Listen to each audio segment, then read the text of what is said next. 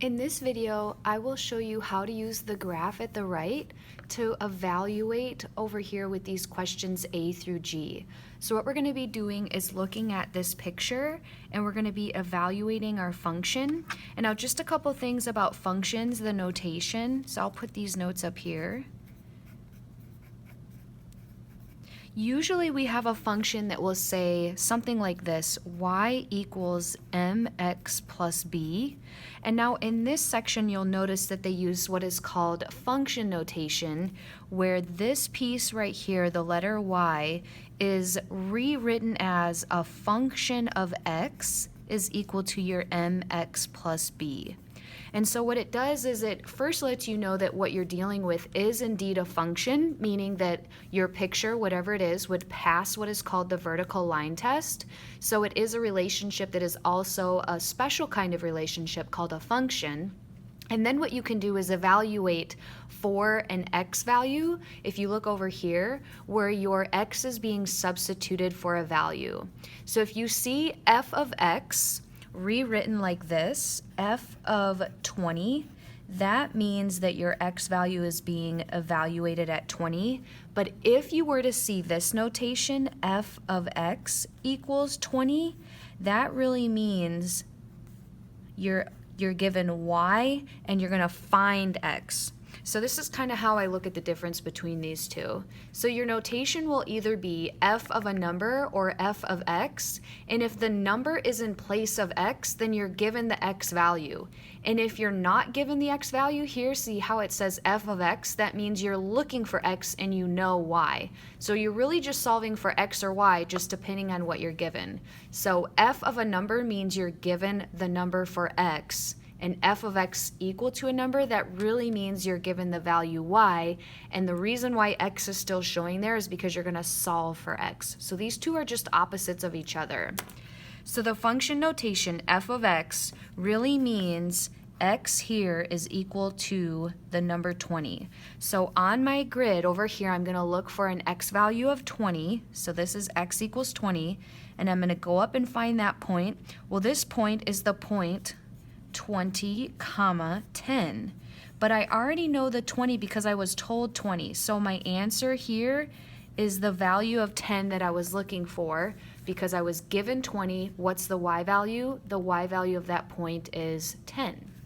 Now in this point, if I have f of 90, that means tell me what y value you get when x is 90. So I'm going to come over here. Roughly in between my 80 and 100 would be my 90.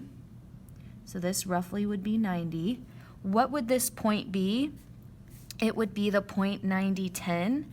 And so since I was given the 90, my answer is the value I was looking for, the unknown, which would be a y value of 10. Now in this question here, my x is given as the number 100. So if I know it's 100 comma something, over here at 100, what would that point be? That point would be 100 comma 0.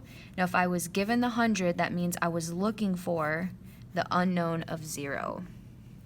And then my next point here, letter D, if x is equal to 0, what is the point 0 comma what on my graph? Well, if this is an x value of 0, it looks like that's 0, 0, so I found a y value of 0 here. Now our points are going to be exactly opposite. So instead of having been given in here the value for x, and so that's what was given, now notice that in the next few points we are going to be given the y value and we are going to find our x. So if my y is the value 30, what x value would we get here?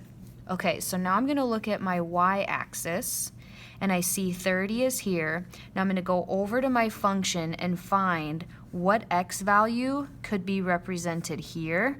But I also notice that a y value of 30 also happens here. So I'm actually going to have two x values where my function has a y value of 30. So what two x values would that be?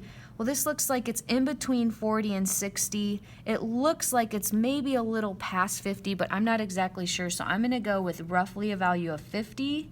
And there's another point over here that also has a value of 30 for the y of the point. And that looks like it's in between 60 and 80. So I'm going to go with 70. So both of those 2 points, 50, 30, 70, 30, they both share an output of 30. Now for a value of 20. So now I want to look at my y-axis and find what x value has an output of 20. So here's my 20 on my y-axis. I also notice that there are a couple points here that have an output of y value of 20. So I'm going to roughly estimate this x value and this x value. This looks in between our 40 and 50.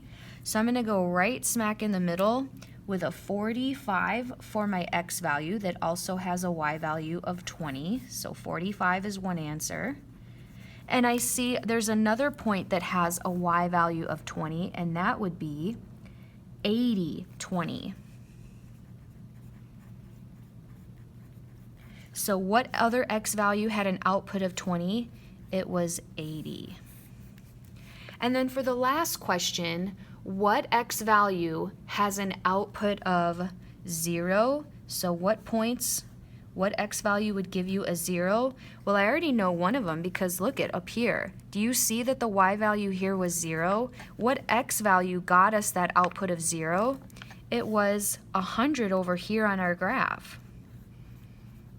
And I also noticed that some of the questions we had before, I was given an input of 0, but I also got the output of 0 here. So look at these two y values. Another x value that had an output of 0 was 0. So this is 0, 0, has an output of 0, and this point 100, 0 also has an output of 0.